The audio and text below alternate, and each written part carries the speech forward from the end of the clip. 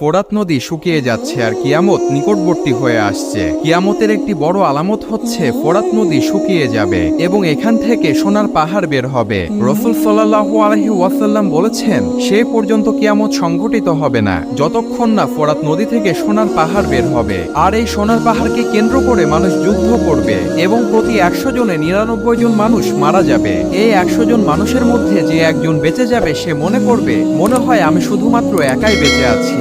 রাসূল সাল্লাল্লাহু আলাইহি ওয়াসাল্লাম বলেন, ফোরাত নদী থেকে যখন স্বর্ণের পাহাড় বের হবে সেই সময় যে ব্যক্তি সেখানে উপস্থিত থাকবে সে যেন তা থেকে কোনো কিছু গ্রহণ না করে। আর এই ফোরাত নদীর পানি 1999 সাল থেকে শুকাতে শুরু করেছে।